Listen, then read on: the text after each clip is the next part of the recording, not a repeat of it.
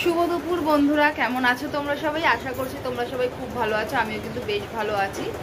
তো দুপুরবেলা, এখন দুপুর বলাটাও ভুল, ঘড়িতে এখন বেজে গেছে ওই 4:30টার মতন। তো ঘুম একদমই পাচ্ছে না। আর সামনে নান্দের অন্নপ্রাশন, আর তোমাদের সাথে শেয়ার করেছিলাম যে দুই দাদা ভাইয়ের জন্য দুখানা পাঞ্জাবি নিয়ে এসেছিলাম গায়ে হলুদের, একদম প্লেন হলুদ।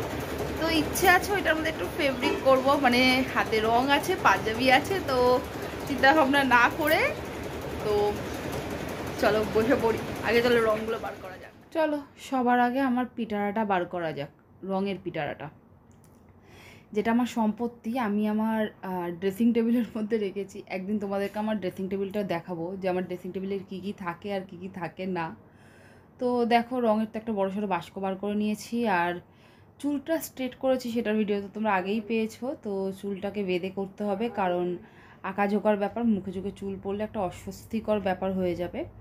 তো সবার প্রথমে যখন পাঞ্জাবিটা কিনেছিলাম, জানো তো, এতটা ভেবে কিনিনি যে এটাতে ফেব্রিক করবো বা কিছু।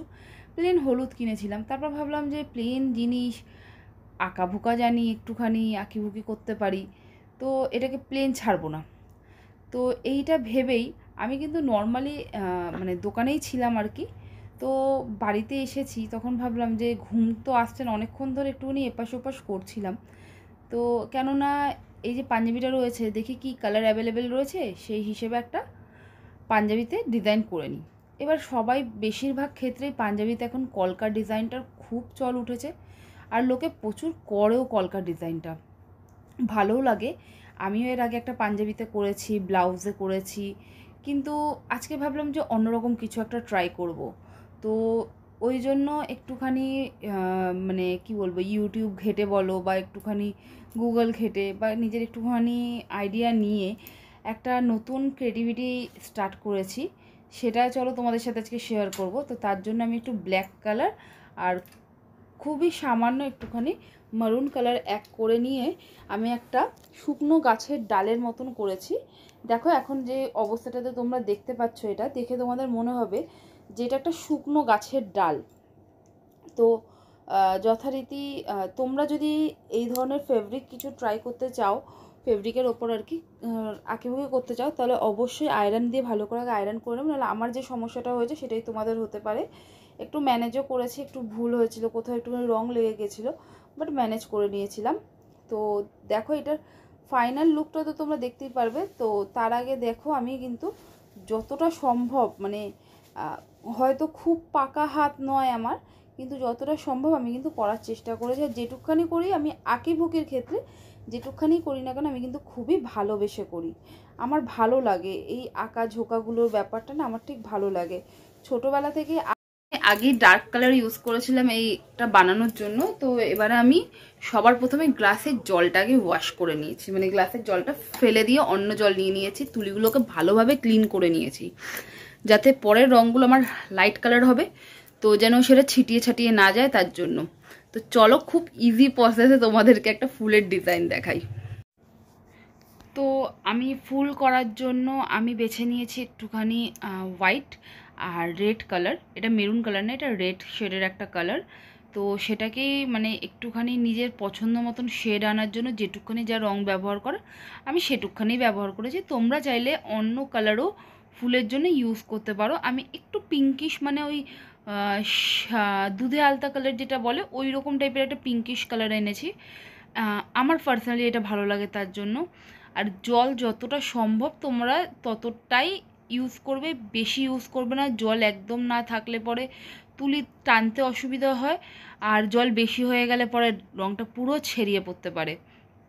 তো সেই হিসেবে, সেই বুঝেই কিন্তু তোমরা এই কাজটা করবে। তো আমি আমার মতন করে করছি, আমি যতটা জানি ততটাই তোমাদের সাথে শেয়ার করছি। দেখো কালারটা কীরকম এসেছে, সেটা তো দেখালাম তোমাদেরকে। এবার চলো ফুলটা কিভাবে আমি বানাচ্ছি সেটা তোমাদেরকে দেখাই। দেখো, এইভাবে তো তোমরা তুলি দিয়ে ফুল আঁকতেই পারো, কিন্তু বিশ্বাস করো আমার কাছে এখন আর অত ধৈর্য নেই। তো আর আমার ইচ্ছেও করছিল না এইরকমভাবে ফুল আঁকতে। অ্যাকচুয়ালি 5টা পাপড়ি আঁকতে গেলে তো গন্ডগোল হয়। তো নিজেদের এই আঙুলটাই বেস্ট আমার মনে হয়েছে।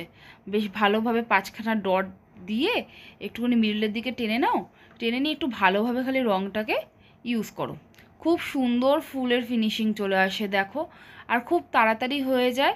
যারা কিন্তু একদম নতুন এই কাজটাতে তারা কিন্তু অতি অবশ্যই এইভাবে একবার ট্রাই করতে পারো। আমি তোমাদেরকে এশিওর করছি যে খুব ভালো তোমরা রেজাল্ট পাবে। কিন্তু দেখো আমার ফুলগুলো কিন্তু কমপ্লিট হয়ে গেছে, একদম মাথার দিকে ফুলগুলোতে না সো পড়ে গেছে একটা মহা প্রবলেমে। গ্রিন শেষ হয়ে গেছে, লাইট গ্রিন যেটা সেটা শেষ হয়ে গেছে আমার কাছে।